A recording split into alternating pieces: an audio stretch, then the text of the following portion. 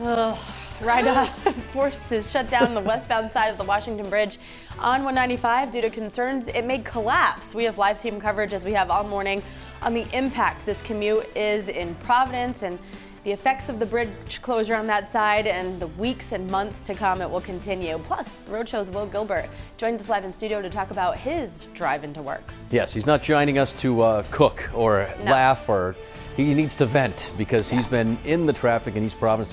What you just saw there was video from the Broadway area off of 195 in East Providence, where people are being diverted to. In Lincoln, no traffic jam in the parking lot of the casino. Very calm scene there. The weather's nice. Getting there might be a little bit of a problem. Yeah, it depends where you're coming from, right? So let's check in with Melissa Sardelli right now. That's the problem. 195 westbound, right near the state line. I believe that's where that is. A parking lot still on the highway. Yeah, I mean, we knew that these delays were going to be bad yesterday when we first heard about the closure of the Washington Bridge heading west. Didn't know exactly how bad it would be. You can see traffic at a crawl. At least it's moving. About a half an hour ago, it was really at a standstill. So we're seeing some slight movement, but it's 3, 4, 5 miles per hour. Still about a 3-mile stretch into Massachusetts where you're dealing with those heavy delays at the state line. Just 2 miles per hour as you're making your way through this area. So as a reminder, the closure is in between Broadway and Gano Street. At 9 o'clock in another 30 minutes, we're going to be seeing some closures heading east, starting to see a little bit of slowdowns heading east now over the Washington Bridge in preparation of those lane closures and people making their way off the exit. Henderson Bridge is a big detour this morning, but you want to avoid 195 altogether. Making your way over to the Henderson Bridge, you can take Waterman Ave from Seekonk, follow that to Warwick Street, Kensington Street, eventually making your way over to Route 44, and then finding the Henderson Bridge off Wilmarth Ave. So that's a little bit of an easier commute. It's still about 35 minutes from Seekonk, though. If you're making your way west on 195 from the state line to the Henderson Bridge, if you're taking this detour and you actually jump onto 195, which I would not recommend right now, it's an hour and 25 minutes. I'll have another breakdown of your drive times, but for now we're going to send it on over to TJ. TJ, at least we have nice driving conditions this morning. Yeah, certainly could be a lot worse if we had snow or rain falling. But we are looking at blue skies. Let's get a look at what's going on. First of all, across the area, here's Newport. Sunshine over the city by the sea. Live radar. Not tracking anything out there. Temperatures standing at 29 in Providence, 32 in Newport. New Bedford's at 30 degrees. Forecast for today, we're looking at highs in the low 40s this afternoon with nothing but sunshine. Beautiful all day, weather-wise. We'll take a look at that full 7-day forecast and talk about the weekend in just a couple minutes. All right, our team coverage of this traffic alert continues this morning. Look at some of the impacts from both sides of the Washington Bridge. Yeah, we'll get to Joe Cortez in East Providence, but first let's check in with Jake Holter. He's on the east side, just over the Henderson Bridge. Well, good morning, Patrick and Kate. Yeah, definitely a lot more traffic here on the east side than is typical for a Tuesday morning. But the good news is it has been moving. So that's the big thing, because we've been hearing about like the super big backlogs of traffic that just stretch for miles. Over here on the east side, this is South Angel Street. It is not too bad. Now, considering the fact that one of the major detours with the westbound I-95 closure is, so the Henderson Bridge right down there, like I said, this is South Angel Street. So all of these cars are coming off of the Henderson Bridge right down there, right quite down the hill a little bit.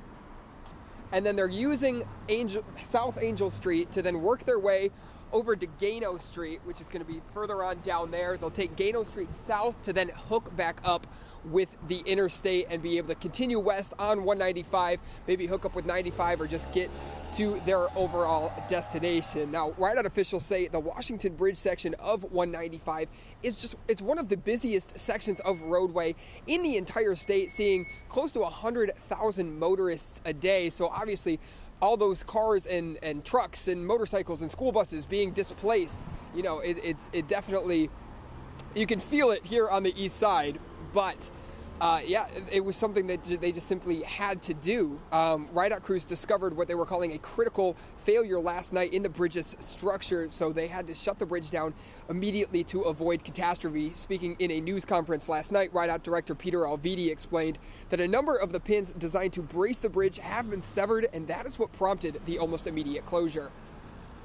The critical finding was the failure of several critical structural components on that bridge. The failure is such that it could potentially be the cause of a catastrophic failure. And unfortunately, this isn't the end of the traffic disruptions this morning. In just about a half hour, RIDOT plans to close 2 of the eastbound lanes on 195 on the Washington Bridge. Those will be closed for about the next 2 weeks while they prepare those lanes to accommodate some of that westbound traffic. So eventually, traffic will be moving both ways on the Washington Bridge, but just on the east side of those lanes, because Director Alviti says that it could take at least 3 months to get those westbound lanes back open. For now, live in Providence, Jake Holter, 12 News. All right, let's go to East Providence now. Yep, and that's where we find Joe Cortez. He had some great insight, Joe. You were speaking with drivers this morning and you were tracking one of them. Can you still see that truck behind you? No, actually the truck is just a little farther up, but I can see the bus that was right next to it. So they've made maybe, I don't know, say 3/4 of a mile in the last like 30 minutes or so. But a lot of the people we've been talking to, it's taking hours. It's taking hours for them to get just, a quick 15-minute drive. And we actually just saw it was a real big problem for some of the police. They were trying to get over here on the on-ramp from Taunton Avenue to North Broadway. It took about 15 minutes just to get through this slew of traffic.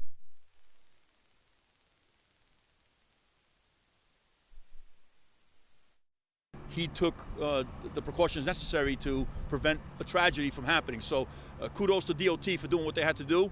We'll just have to be patient. The biggest concern for me right now is getting people to hospital facilities over the bridge if one of our residents has that need.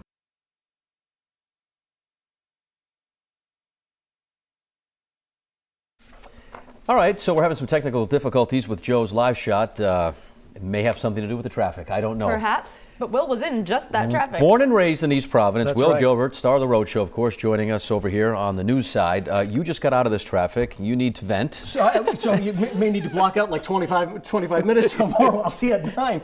But I grew up in East Providence and live in Warwick now. So a ride that normally takes me between 25 minutes took an hour and 45 today. Wow. At one point when I was texting you, I was sitting on one of the side streets off Waterman Avenue at dead stop. So I think one of the problems is a lot of the side streets are feeding Waterman Avenue, and people are getting also stopped and stuck and confused, like we've heard, at the roundabout as they're trying to go over the Red Bridge. And just to clarify, though, this wasn't just a direct route from Warwick to the station, right? You were in East Providence as well. I was in East Providence as well. Cars in front of me, people were just stopping the cars, getting out of the cars. People were bringing the kids to school. The kids were just getting out of the car and walking. There were people in front, like 3 or 4 cars in front, who had dogs in their car. The dogs were probably, It's been a while. it's been a while, like it was for me. Right. And they needed to get out, so they parked the car and they were just walking the dog up and down the street. If I was someone who lived in one of the side streets in East Providence, I would set up like vending machines or serve coffee as they're sitting there. So as we're taking a look at some of the video here, this is over near Broadway. I mean, This is near one of the detours to get off of 195. We've been here all morning in the studio, so we've only, sort of seen it from afar. You have been out in the mix, right? You've been on the roads, and give us a sense of the, I don't want to say the rage because we don't want to promote road rage, but I can only imagine the looks on people's faces are and the reactions and what's going on out there in real time. Well, the car that was in front of me that had a couple of the kids in it, the guy got out at watching his child walk down the street and just was throwing his arms up in the air. The other problem was a lot of people who were sitting in the traffic on the side roads were trying to back up and get out of it. And you know what that does?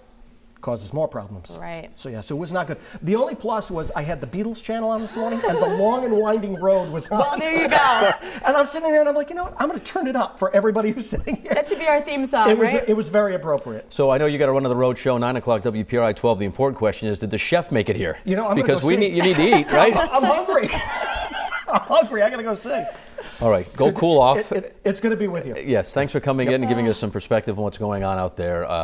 Not good. Not good. All right, have a great show, Will. Thanks, buddy. 9 o'clock, WPRI 12.